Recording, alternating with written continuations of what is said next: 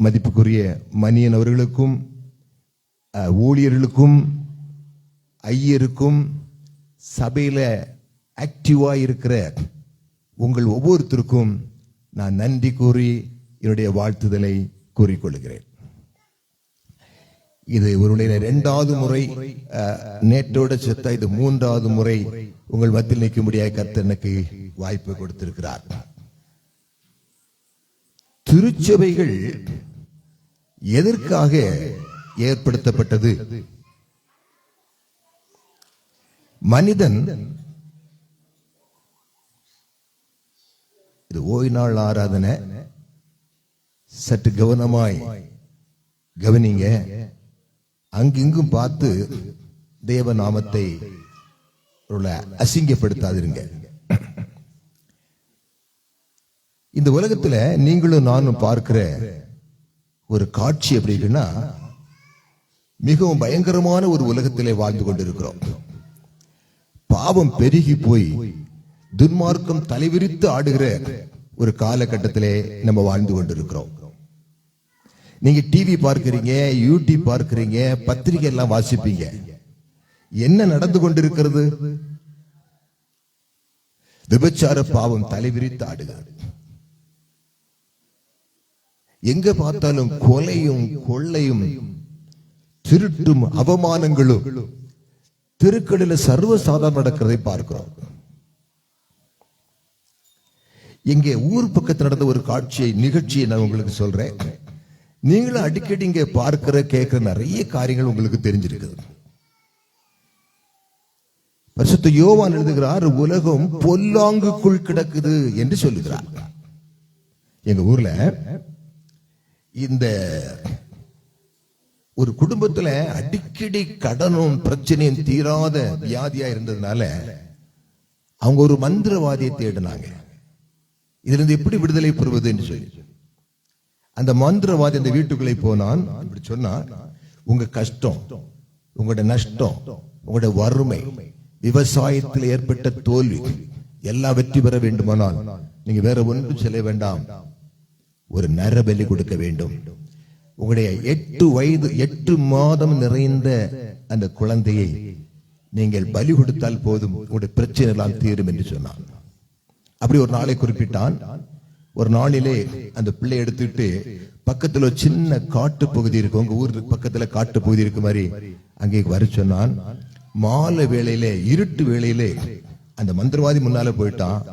இருட்டு வேளையில இந்த பிள்ளை எடுத்துட்டு போனாங்க. இது அந்த ஊர்ல இந்த ஒரு பேப்பர் எடிட்டர், என்ன ராத்திரி வேளை இந்த ஜனங்கள் போறாங்களேன்னு சொல்லி பின்தொடர்ந்து போய் ஒரு மரத்தில் உட்கார்ந்து ஒரு கேமரா மூலம் அதை படம் எடுத்தான். அங்கே பூஜை செய்யப்பட்டது. அந்த மந்திரவாதி இந்த சின்ன குழந்தையை கையில் எடுத்தான். பம்பர கயிறிலே அந்த பிள்ளையுடைய கழுத்திலே சுத்தி இறுக்கினான். ரத்தம் பீரிட்டு பாய்ந்தது. நம்முடைய உலகத்துல நாம் பார்க்கிற காட்சியை பார்த்தீங்களா? மனிதன் பாவத்திலிருந்தும் பாவத்திலிருந்தும் வறுமையிலிருந்தும் விடுதலை பெறுவதற்கு பல வழிகளை யோசிக்கிறான். அந்த வழிகளில் இது ஒன்று. இப்படி உங்களுக்கு அநேக காரியங்கள் தெரிந்திருக்கும். கடந்த மாதத்திலே 1.5 பவுன் செயின் ஒரு 2 வயது குழந்தையின் கழுத்திலே கிடந்தது. அதை அபகரிப்பதற்காக ஒரு பெண்மணி, 40 வயசு பெண்மணி, அந்த குழந்தையை வாயை கட்டி கையை கட்டி மூச்சு திணறல் அடிக்க வைத்து கொலை செய்து கபோர்டுக்குள்ளே வைத்திருந்தாள். பிள்ளையை தேடி முயற்சி பண்ணி பார்த்த பொழுது பிள்ளை செத்து அந்த கபோர்டுக்குள்ளே பீரோக்குள்ளே இருந்தது. கேவலம் 1.5 பவுன் சங்கிலிக்காக உலகம் எப்படிப்பட்ட கொலை பாதகமா மாறிட்டு இருக்கு பார்த்தீங்களா? இதே மாதிரி உங்களுக்கு நிறைய சம்பவங்கள் தெரியும். உங்க ஊர் பக்கத்துல கூட நடக்கும். தன் சொந்த கணவனை கல்லால் மண்டை அடைத்து உடைத்து கொலை செய்துவிட்டு தன் காதலனும் கூட ஊட்டியில் போய் காலங்களை கழித்த நிறைய பெண்களை குறித்தும் ஆண்களை குறித்தும். ஒரு போதகர் கடன் வாங்கியிருந்தாராம். அடிக்கடி கடன் கொடுத்தவன் தொல்லை கொடுத்ததுனால விசுவாசியோடு கேட்டாரா, என்ன செய்யறதுடா அப்படின்னு. ஒண்ணு வேண்டாம்பா, ஒரு நாளை குறிப்பிட்டான், அந்த இடத்துக்கு வர சொன்னான். வந்தாங்க. 2 பேரும் சேர்ந்து அவனை கத்தியால் குத்தி கொலை செய்து கட்டைகளை அடுக்கி எரித்து விட்டார்கள். இது கர்த்தருடைய ஊழியத்தை செய்கிற ஊழியக்காரர்கள் செய்கிற காரியம். இந்த காலத்தில் எவரும் நம்ப முடியாதபடி இப்படி கொலைகளும் கொள்ளைகளும் வஞ்சனைகளும் பழிக்கு பழி வாங்குவதும் தாராளமா நிறைந்திருக்கிற உலகத்திலே நாம் வாழ்ந்து கொண்டிருக்கிறோம். இதெல்லாம் செய்தது யார் என்று நினைக்கிறீங்க? தேவனால் சிருஷ்டிக்கப்பட்ட மனிதன். தேவனால் சிருஷ்டிக்கப்பட்ட மனிதன் இந்த காரியங்கள் எல்லாம் செய்கிறான். இது மனிதனை சிருஷ்டித்த பொழுது கர்த்தர் இப்படிப்பட்டவனாக சிருஷ்டித்தாரா? மனிதன் எப்படி சிருஷ்டித்தார்? நல்லவனாக தன்னுடைய சாயலாக மனிதனை படைத்தார். இப்ப மனிதன் எப்படி இருக்கிறான்? கொலைகாரனாய், கொள்ளைக்காரனாய், விபச்சாரக்காரனாய், அடுத்தவங்க பாருங்க இன்னைக்கு எப்படி உலகத்தில் நடக்கிறது. தான் நேசித்து ஒரு உலையில 2 வாலிப பிள்ளைகள், ஒரு தம்பி ஒரு தங்கச்சி, அவங்க ஸ்கூல்ல படிக்கும் போதே தொடர்பு இருந்திருக்குது. 2 பேரும் வேலைக்கு போனார்கள். ஆனால் அவர் திருமணம் செய்வதற்கு அந்த குடும்பத்தார் சம்மதிக்கவில்லை. அதனால அந்த தம்பி, வாலிப தம்பி என்ன செய்யறான் பாருங்க, அவளை இந்த காவிரி நதி என்று சொல்லப்படுகிற ஓரத்திலே ஒரு நாளிலே வர சொல்லி இருக்கிறான். அவளும் வந்திருக்கிறாள், காதலன் வந்திருக்கிறார். ஒரு முள்செடிகள் நிறைந்த அந்த இடத்துக்குள்ளே உட்கார்ந்து பேசிட்டு இருக்கிறாங்க. 2 பேருக்கும் சின்ன வாக்குவாதம் வந்தது. எங்க வீட்டிலே சம்மதிப்பதில்லை, அதை நான் திருமணத்துக்கு ஒத்துக்கொள்ள முடியாது என்று சொன்னான். இல்ல, நீ என்னை கெடுத்து விட்டாய், வஞ்சித்து விட்டாய், ஆகையினால நிச்சயமாக இப்படி 2 பேருக்கும் வாக்குவாதம் வந்த பொழுது நான் ஒரு பரிசு பொருள் கொண்டு வந்திருக்கேன்னு சொல்லி ஒரு அட்டை பெட்டியை திறந்து அங்கிருந்து சுத்தியல் எடுத்து ஓங்கி தலைமையில் அடித்து அடித்து கொன்றே விட்டான். இது எங்க நடந்தது? நம்முடைய நாட்டில், நம்ம ஊர் பக்கங்கள். இது யார் செய்தது? மனிதன். இந்த நாளின் செய்தியின் தலைப்பு மனிதன் என்றால் என்ன? எல்லாரும் சொல்லுங்க, மனிதன் என்றால் என்ன? இந்த நாளின் செய்தியின் தலைப்பு மனிதன் என்றால் என்ன?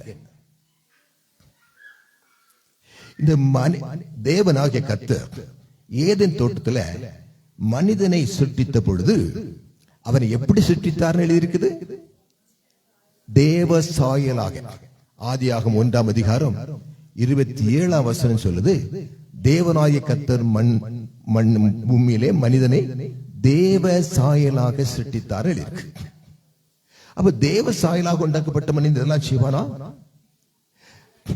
அந்த தேவ சாயலாக உண்டாக்கப்பட்ட ஆதாமுக்கு இந்த உலகத்தில் உள்ள எல்லாவற்றுக்கும் பேர் வைக்கும்படியாய் சொன்னார்.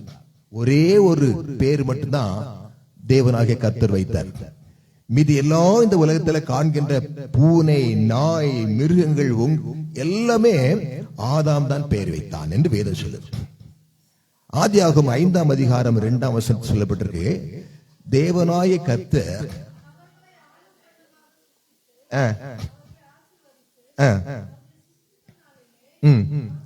மனிதன் என்று பெயரிட்டார். எல்லாவற்றுக்கும் தேவனால் சிருஷ்டிக்கப்பட்ட மனிதன் பெயர் வைத்தான். ஆனால் மனிதனுக்கோ தேவனே பெயர் வைத்தார். என்னை மனிதன் என்று சொல்லுவாங்க, உங்களை மனுஷி என்று சொல்லுவாங்க. ஆனா இது ஆதாம் வைத்த பேர் இல்ல, இது தேவனாகிய கர்த்தர் யெகோவா வைத்த பேர். மனிதன் என்று பெயரிட்டார். இந்த பேர் எப்ப வைத்தார்? பாவம் பிரவேசிக்கிறதுக்கு முன்னதாக. பாவம் பிரவேசிக்கிறதுக்கு முன்பதாக மனுக்குலத்துக்கு தேவனாய் கர்த்தர் என்ன பேர் வைத்தார்? மனிதன். பாவமற்றவனாய் இருந்தான். இப்ப மனுஷன் யாராயிட்டான்? மகா பெரிய பாவியாய் மாறிவிட்டான். இவன் எப்படி பாவியாய் மாறினான்? நமக்கு உண்மையில என்ன பேரு? நம்ம மனிதர்களா? அல்ல, எங்க ஊர் பக்கத்தில் சொல்லுவாங்க, ரொம்ப பொல்லாதவங்களையும், ரொம்ப சண்டை போடுறோம், கோவக்காரன், இவெல்லாம் மனிதனா?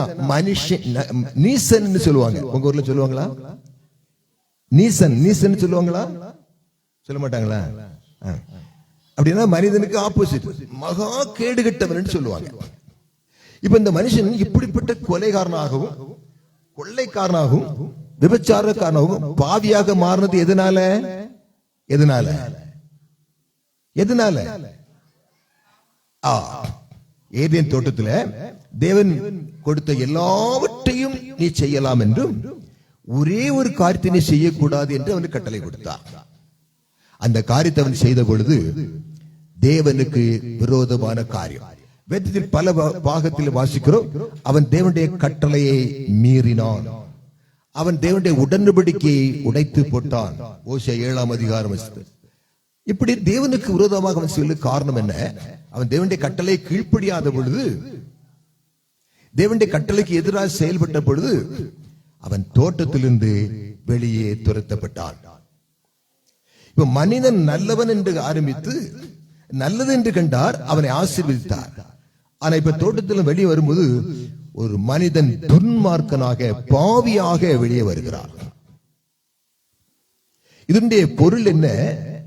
தேவனுக்கு கீழ்ப்படிந்து கொண்டிருக்கிற மனிதன் இப்ப சாத்தானுக்கு கீழ்ப்படிந்து சாத்தானுடைய கையாளாக, உடனாளியனாக மாறிவிட்டான். அப்ப தோட்டத்தை வெளியே வரும்போது அவன் ஒரு பாவியாக வெளியே வருகிறான். இப்போ ஒரு கேள்வி, இந்த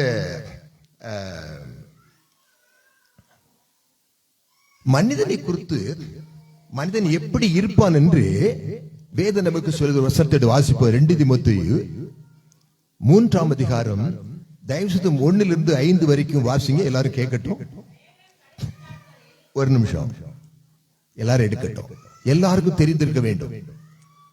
2 தீமோத்தேயு 3ஆம் அதிகாரம் 1 - 5 வரைக்கும் தயவு செய்து சத்தமாக வாசித்து எல்லாரும் கேட்கும்படியாய் வாசிப்போம்.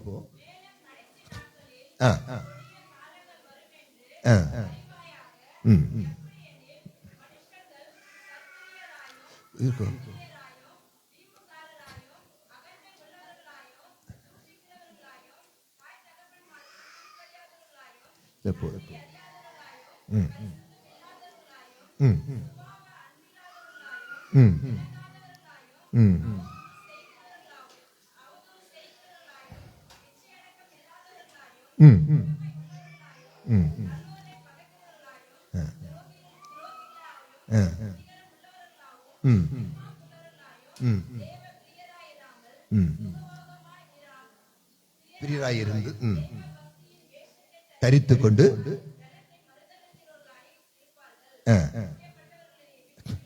இப்படிப்பட்டவர்களை விட்டு விலகி. அப்ப இந்த உலகம் எப்படி இருக்குது? அது சுமார் 18 பாவங்கள் குறிப்பிடப்பட்டிருக்கு. அத்தனை பாவங்களும் இந்த நாளிலே நம்மளை சுற்றி இருக்கிற மக்கள் மத்தியிலே நடந்து கொண்டுதான் இருக்கு.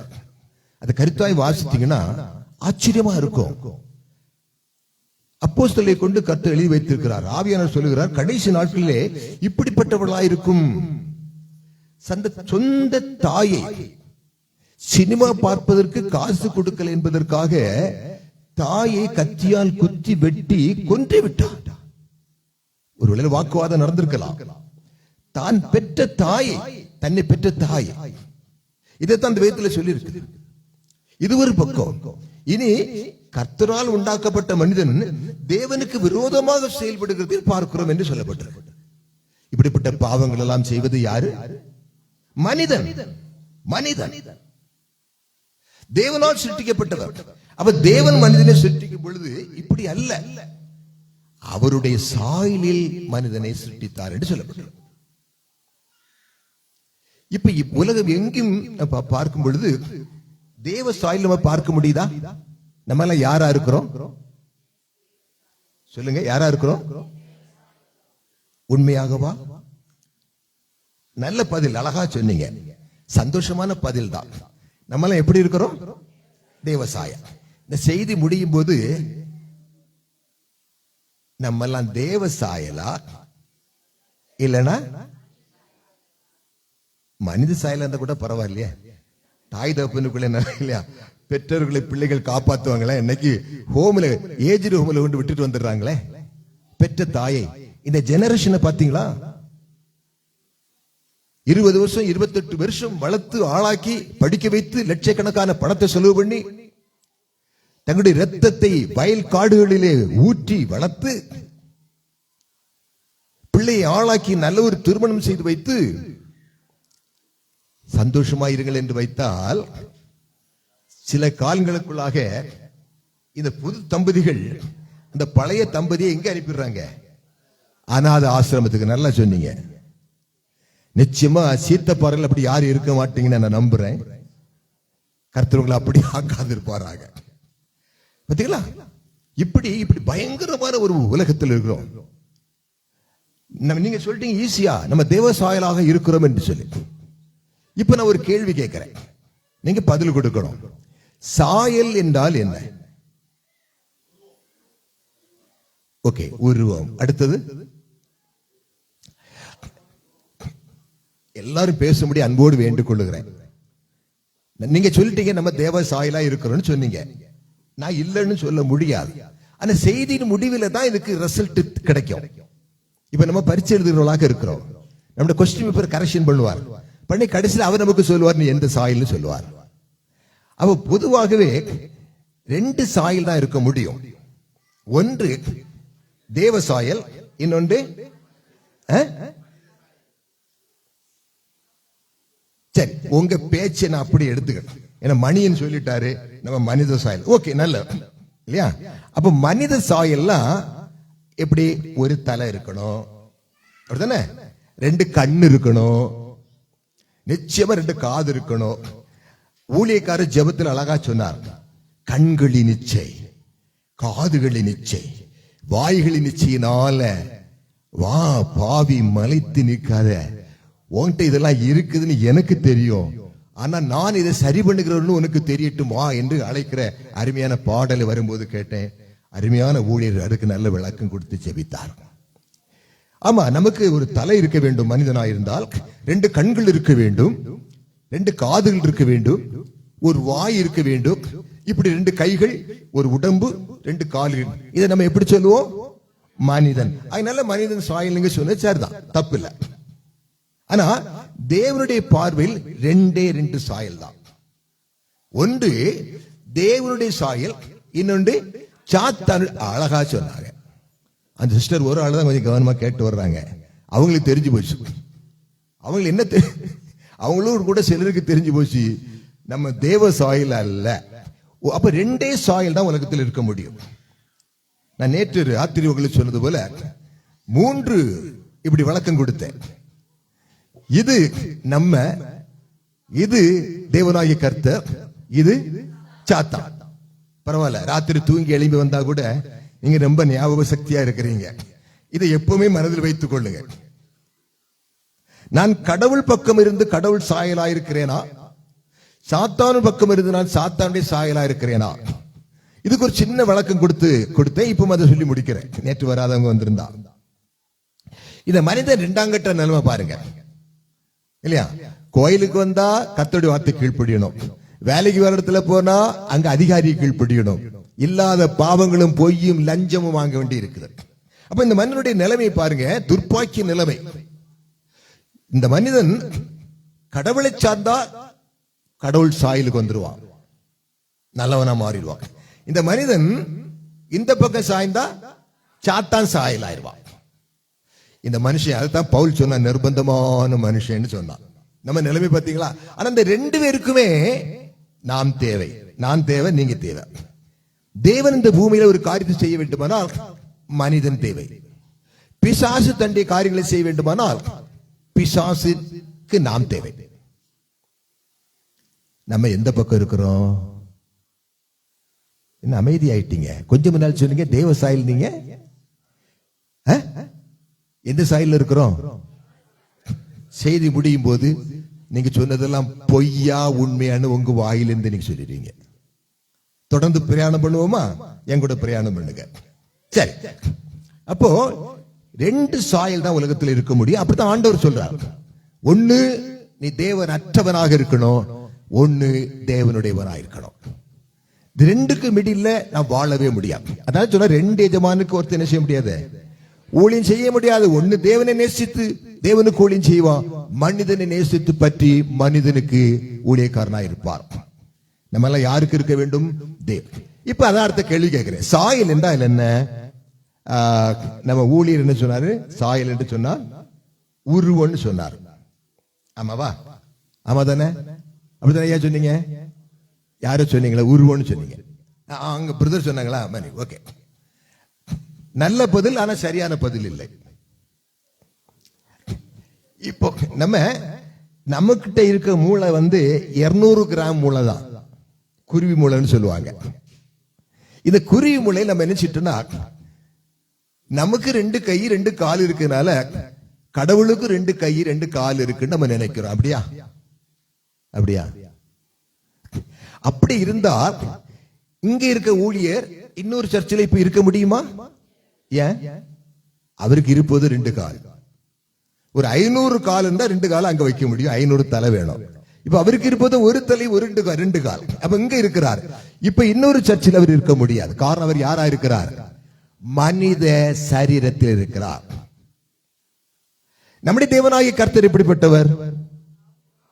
ஆமென், கரெக்டா சொன்னீங்க. யோவான் 4:24 வாசிக்க வேண்டாம், நீங்க அதெல்லாம் போனீங்கன்னா ஊழியக்காரர் என்ன கீழே வாயா டைம் ஆயிடுச்சு சொல்லிடுறாங்க. நல்ல கவனிங்க, நான் நேற்றே சொல்லிக்கிறேன், இந்த வசனம் எல்லாம் உண்மை உள்ளதுதான். அதனால நீங்க குறித்து வைத்து வீட்டுல பாருங்க. தேவன் ஆவியா இருக்கிறார். நம்முடைய தேவனை பிடிக் பண்ணவே முடியாது, கண்டுபிடிக்க முடியாது. ஒரு மனிதனும் இந்த உலகத்தில் எல்லா கடவுளையும் பிடிக் பண்ணலாம், சொல்ல விமர்சிக்கலாம். நீங்களும் நானும் ஆராதிக்க வந்திருக்கிற தேவன் ஒருத்தர் அவர் விவரிக்க முடியாது. இஸ் ஆம்னிபொட்டேஷன், உலகம் முழுவதும் இருக்கிறார். தேவன் ஆவியா இருக்கிறார். அவர் இப்ப அமெரிக்காவிலும் ஒரு சர்ச்சில் இருப்பார், நம்ம இடத்துல ஒரு சர்ச்சில் இருப்பார், மலேசியாவில் ஒரு சர்ச்சில் இருப்பார். அவர் கை கால் உடையவர் அல்ல. ஆனால் அவரை காண்பிப்பதற்காக தேவன் தம்முடைய மடியிலிருந்து ஒரே பேரான குமாரனை நம்மத்தில் அனுப்பினார். தேவன் இயேசு கிறிஸ்து தேவன் தானா, கடவுள் தானா இல்லையா? கடவுள். அப்போ ஆவியா இருக்கிற கடவுள் இப்ப யாரா வந்திருக்கிறார்? உன்னை போல என்னை போல மனிதனை போல வந்திருக்கார். ஏன் தெரியுமா? எபிரேயர் 2:14 சொல்லுது, நாம் இரத்தத்தையும் மாம்சத்தையும் தோலும் சரீரமும் காது கண்ணு மூக்காய் இருக்கிறதுனால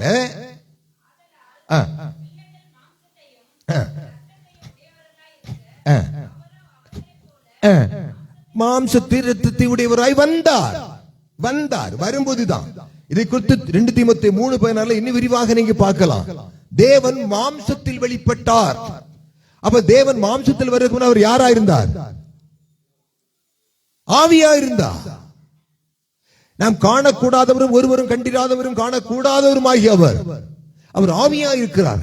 அதனால இப்ப என்னோடு இருக்க முடியும். நேற்று நாம் பார்த்தோம், நாம் ஆலயமா இருந்தால் என்னோடு இருப்பார், அவங்களோடு இருப்பார், அவங்க வீட்டுல இருப்பார், அவங்க வீட்டுல கல்ஃப்ல அபுதாபி துபாயில இருந்தா அங்கேயே இருப்பார். காரணம், அவர் ஆவியா இருக்கிறார். இதை நாம் சரியாக விளங்கிக் கொள்ள வேண்டும். இந்த மனுஷ குருவி மூளையில தான் என்ன செய்தான்னா, அதுக்கு 2 கையும் காலு வைத்து உருவமாக்கி விட்டார். உங்களை என்னை ரட்சிக்கும்படியா ஒரு திருப்பலி இந்த பூமியில நிறைவேற்ற வேண்டி இருந்தனால ஆவி எப்படி பலியாக முடியும்? அதனால சரீரத்தை பலியாகி அப்போஸ்தலர் 1ஆம் அதிகாரத்திலே அங்க சீஷரோடு பேசிக்கிட்டு இருக்கும்போது அவர் வானத்துக்கு எடுத்துக் கொள்ளப்பட்டார். சரீரம் எப்படி வானத்துக்கு போகும்? அது எப்படி மேல கீழே இருந்து மேலே ஏறும்?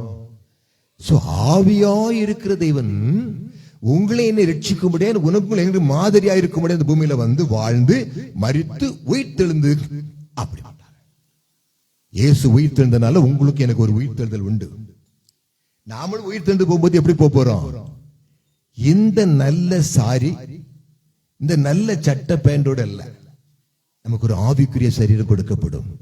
அப்பொழுது எடுத்துக் கொள்ளப்படுவோம் பூமியை விட்டு அவரை போல. 1 யோவான் 3ஆம் அதிகாரம் 2ஆம் வசனம். சிஸ்டர், சகோதரி, நீங்க உங்களுக்கு வாசிக்க தெரியும், எனக்கு தெரியும், நேரம் இல்லை. எப்படி கிறிஸ்துவானவர் இருக்கிறாரோ அப்படியே நாம இருப்போம். சரி, வாசித்துங்களா தயவு செய்து, எல்லாரும் ஆசைப்படுறீங்க. வாசிங்க 3ஆம் அதிகாரம் 2ஆம் வசனம். மாணவர்களே, ஆமா, இப்ப நம்ம தேவனுடைய பிள்ளைகள்னு சொல்லப்பட்டிருக்கு. ஓகே, தேவ சாயல். இனி எப்படி இருப்போம் நமக்கு தெரியாது. இன்னும் அப்படி சொல்லப்படவில்லை எப்படி இருப்போம்னு.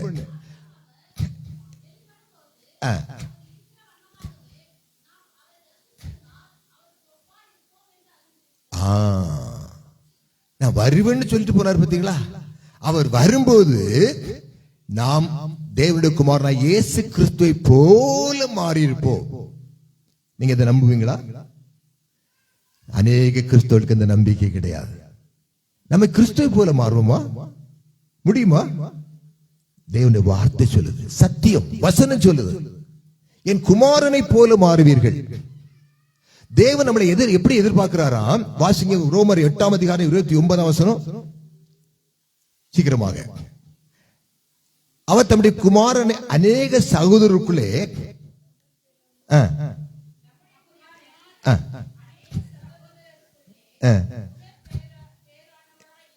இருக்கும் பொருட்டு முன்குறித்தாரோ.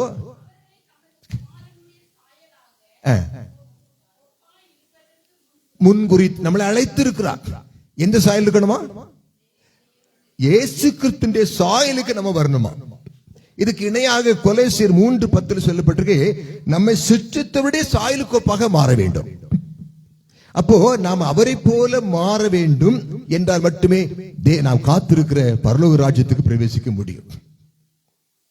அப்ப சாயல் என்றால் என்ன? உருவம் அல்ல, உருவம் அல்ல. அப்ப சாயல் என்றால், நான் இப்ப உங்களுக்கு ஒரு வணக்கம் சொல்லித்தரேன், கவனிங்க. இது என்னதுங்க?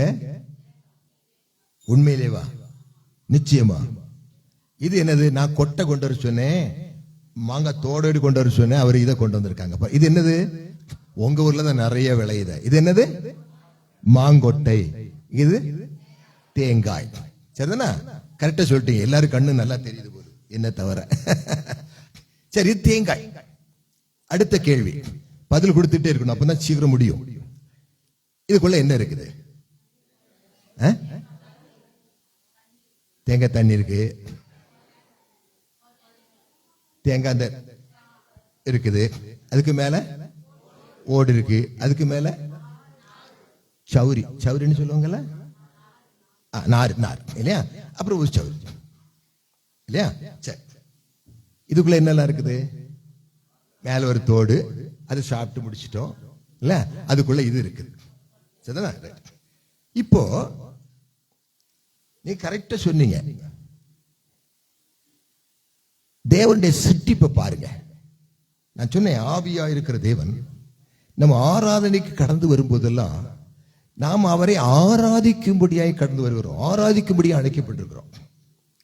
இந்த ரகசியத்தை தெரிந்து கொண்டோமானால் நம்முடைய ஆராதனுடைய ஸ்டைலே மாறிவிடும், அந்த அர்த்தங்களே மாறிவிடும். இது மேல என்ன கலர் இருக்குங்க? அதுக்குள்ள தேங்காய் என்ன கலரு? அதுக்குள்ள இருக்க தண்ணி, தண்ணி கலர். அப்படிதானே? இப்போ இந்த தேங்காய் இருக்குது, மாங்காய் இருக்குது. எங்க ஊர்ல இது ரொம்ப அதிகம், கன்னியாகுமரி டிஸ்ட்ரிக்ட்ல. ஊர்ல எங்க வீட்டுல இப்ப மாங்காய் இல்ல. எங்க பையன் சொல்றான், எப்பா நமக்கு மாந்தோட்டம் வேணும், அதனால எப்படியாவது கொஞ்சம் மாமரம் நடுவோம். சரிடே, நம்மகிட்ட இருப்போது தேங்காய், அதனால நம்ம இத பூமிக்குள்ள புதைச்சு வச்சுட்டு பாஸ்டரை கூப்பிட்டு 40 நாள் உபவாசம் இருந்து எங்களுக்கு ஒரு மாமரம் வரட்டும், மாமரம் வரட்டும் சொன்னா என்ன வராது? வராது இல்லையா? அப்போ இத பூமியில போட்டா இது ஒரு மரத்தை, நல்ல கவனிங்க எல்லாரும் தயவு செய்து, இது இருக்கிறது 1 அடி. இது மரமா வரும்போது 60 அடி 70 அடி உயரமா வளருது. அப்படித்தானே? அதுக்கு ஒரு மரத்தினுடைய தண்டு இருக்குது, அது ஒரு கலர், வெளியில ஒரு கலர், உள்ள ஒரு கலர். அது மேல பாத்துருக்கீங்களா? அது ஓலை ஒரு கலர், மட்டை ஒரு கலர், அது சில்லாட்டை ஒரு கலர், பூ ஒரு கலர், தேங்காய் ஒரு கலர், ஓலையில ஓலை ஒரு பச்சை கலர், நடுவில் ஒரு ஈக்குவல், மடல், மடல் ஒரு கலர், ஓலை ஒரு கலர், இதுக்குள்ள தண்ணி.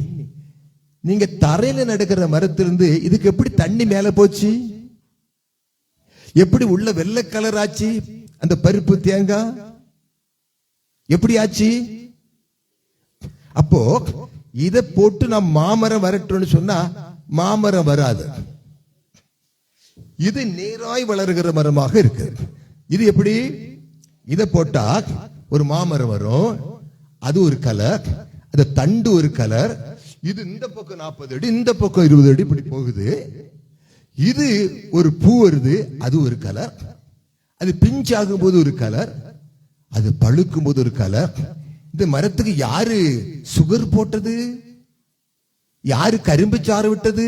அது இந்த டேஸ்ட் இனிப்பாய் வர காரம். தேவனுடைய படைப்பு பார்த்தீங்களா? என்ன அதிசயம், என்ன அற்புதம்! இதனால தான் நம்முடைய தேவன் எல்லா கடவுளுக்கு இருக்க பேரை காட்டிலும் நீங்களும் நான் விசுவாசிக்கிற தேவனுடைய பேர் என்ன தெரியுமா? சர்வ வல்லமுள்ள கர்த்தர். ஆமென். வேற யாருக்கும் சொல்ல முடியாது. இது எப்படி இதுக்குள்ள தண்ணி வந்தது? இது எப்படி வெள்ளை கலர்? எத்தனை கலர் ஒரு தென்னை மரத்தில், எத்தனை கலர்!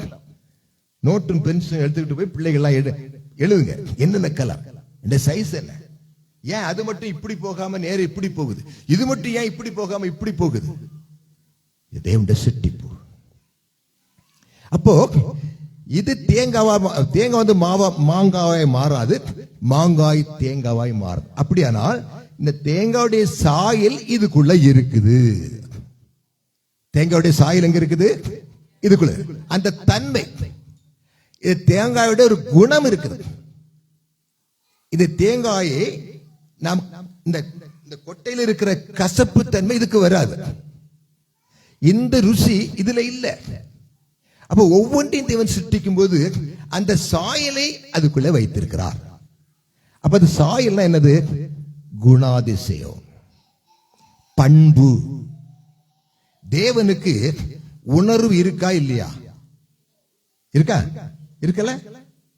என்ன அமைதியா இருக்கிறீங்க? ஆமா. நாம் அழும்போது அவருக்கு உணர்வு இருக்குது, அவருக்கு அறிவு இருக்குது, உணர்ச்சிகள் இருக்குது. அப்ப தேவன் மனிதனை அவருடைய சாயலில் படைத்தார் என்றால் அவருடைய உணர்வு நமக்கு இருக்குது, அவருடைய சிந்திக்கும் ஆற்றல் நமக்கு இருக்குது. நம்மை போல கோபப்படுகிற ஆற்றல் அவருக்கு இருக்குது, ஆனா கோபம் எப்பொழுது அல்ல. இப்படி தேவ சாயல் என்று சொன்னாலே தேவனுடைய குணாதிசயம் என்று அர்த்தம். அப்ப நம்ம எல்லாரும் யாரால் உண்டாக்கப்பட்டோம்? தேவ சாயலாய். தேவ சாயல் என்றால் என்ன அர்த்தம்? தேவனுடைய குணாதிசயம் நமக்குள்ளே இருக்குது. என்ன குணாதிசயம் நம்மகிட்ட இருக்குன்னு பாக்குறோம். தேவனுக்கு என்ன குணாதிசயம் உண்டு? பொறுமை, எளிமை, தாழ்மை, உண்மை, இரக்கம், கிருபை, விட்டு கொடுத்தல், சகித்து கொடுத்தல், ஒருத்தர் நேசம் உண்டா? இருக்குடா? நம்ம ஆண்டவரை இயேசு கிறிஸ்து உண்டா? அந்த பூமியில வந்து காண்பித்தாரா இல்லையா? காண்பித்தார். அந்த சாயல் நமக்கு இருக்க வேண்டும். இப்ப இயேசு கிறிஸ்துவின் சாயல் என்ன, நம்ம என்ன சொல்ல முடியும்?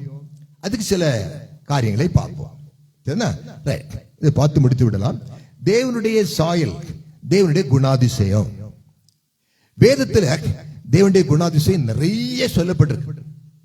யோவான் சுவிசேஷம் 13ஆம் அதிகாரம்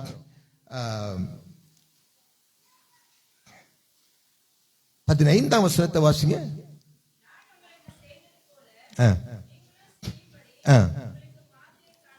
மாதிரி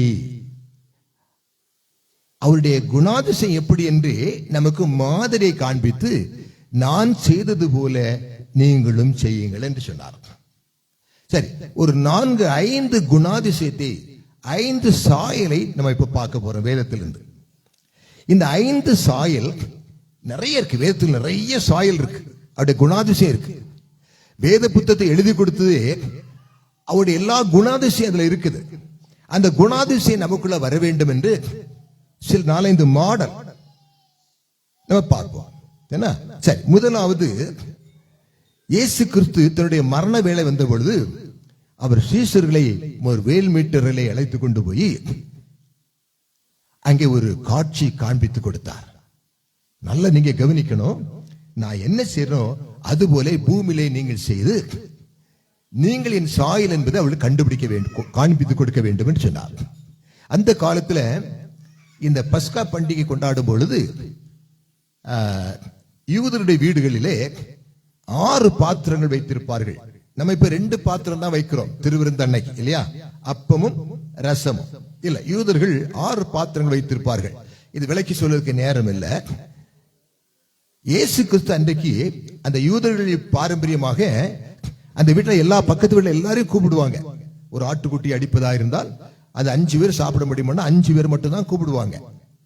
4 பேர் இருந்தாங்கன்னா வீட்டில் பக்கத்து வீட்டுக்காரை கூப்பிட்டு விடுவாங்க. இப்படி ஒரு பஸ்கா பண்டிகையை ஆசரிப்பார்கள்.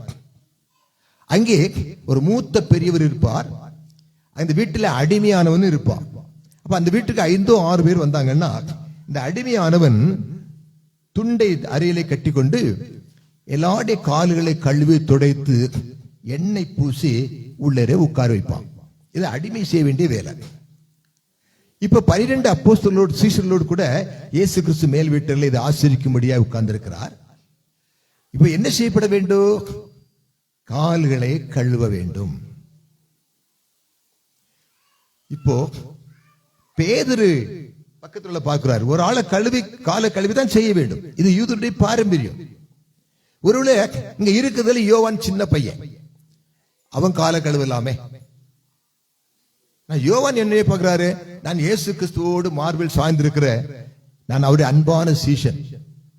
அதனால வேற யாரா யூதத்தான் அவன் இருக்கான், அவன் கழுவட்டுமே. இப்படி ஆளாளா காலு கழுவருக்கு காத்திருக்கிறார்கள்.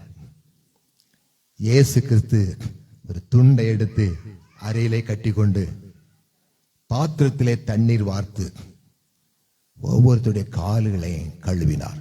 நீங்க யோவான் 13ஆம் அதிகாரம் 4ஆம் வசனத்திலே பார்க்கலாம். கவனிங்க, கால்களை கழுவி முடித்து விட்டு அவர் சிஷ்யர் சொல்லுகிறாரு, நான் உங்களுக்கு என்ன செய்தனோ மாதிரியை காண்பித்திருக்கிறேன், நீங்களும் இதை செய்யுங்கள். என்ன செய்யணும்? சபையோரே, இயேசு கிறிஸ்து என்ன மாதிரி காண்பித்தார்? அதுக்கு என்ன செய்தார்? நான் உங்களுக்கு செய்த போல நீங்களும் ஒருத்தருடைய கால்களை ஒருத்தர் கழுவ கடவீர்கள். கட்டளை. இது என்ன அர்த்தம்? உலகத்துல எளிமைக்கும் தாழ்மைக்கும் இதை போல உதாரணம், தாழ்மைக்கு இலக்கணம் சொல்லவே முடியாது.